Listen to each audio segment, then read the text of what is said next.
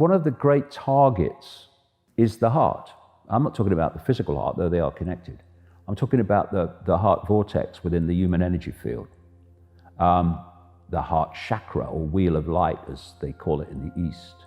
And you know, we think of love in a certain way, being attracted to somebody or loving your kids.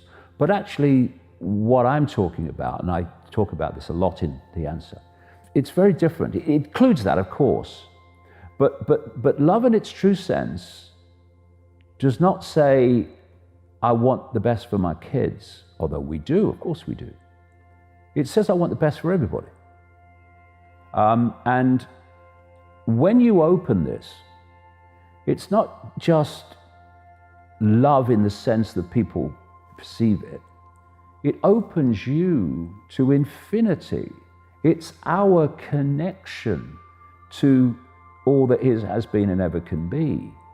And through that connection, you have insight, you have knowing. When people have intuitive knowing, where do their hands go? Look, mate, I just know, I just know. This knows because it does know, because it's connected to that which does know. And when you open your heart, you're opening your connection to a level of awareness that allows you, first of all, to see the connections, because you're coming from that level where everything is one. Therefore, you can see the connections in the reality you're experiencing. But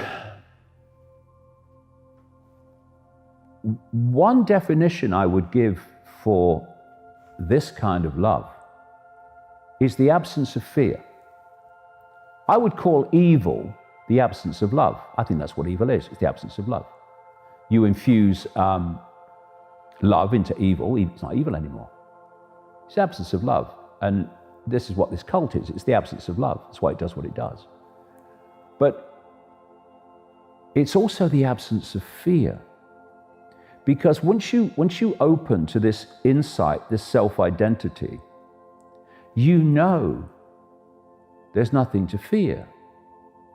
Because whatever happens, whatever experiences we're having, there'll be another one along in a minute, we are always an expression, a point of attention within all that is, has been, and ever can be. And however bad the experience we're currently having, that is what we always are. All that is, has been, and ever can be. And so this does not fear.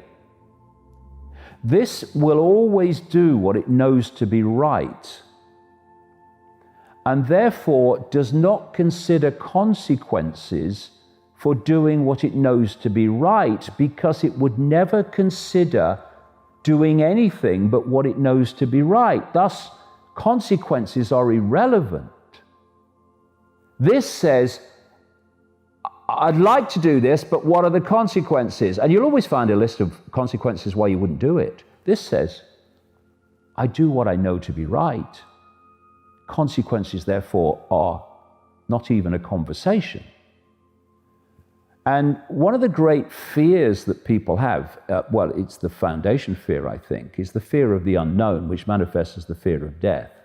And the manipulation of the fear of death is the manipulation of this pandemic. That's why people have been frozen in fear, because they fear death. That's why doctors have so much power. Well, actually, you are all that is, has been, and ever can be, and always will be. You're just having a brief experience. So this is without fear.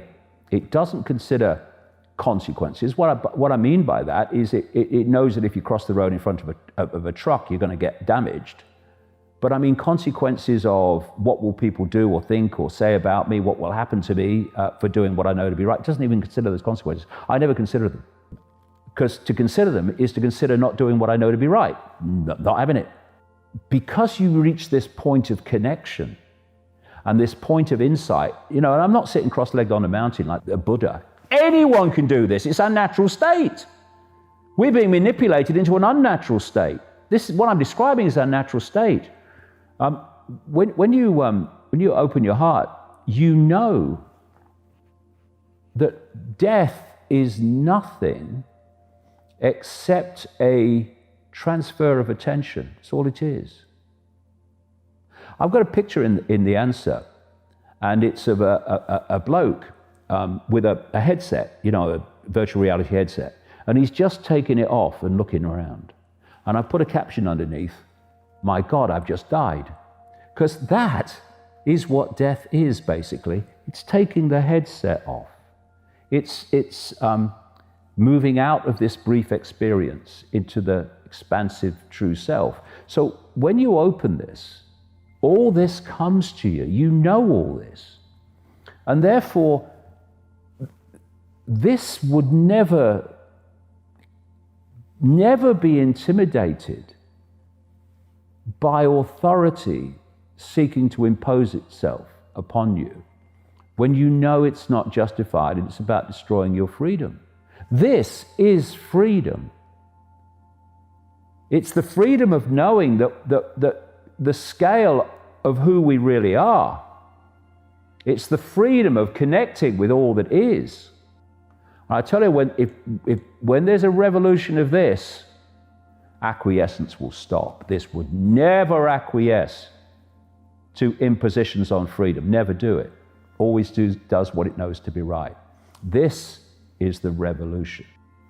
And the heart is the center of everything. And people talk about the physical heart, okay, but if you go back, what they're really talking about is this heart, the energetic heart, the connection out there.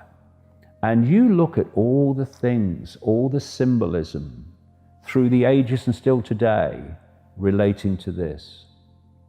Open heart, heart of stone, broken heart.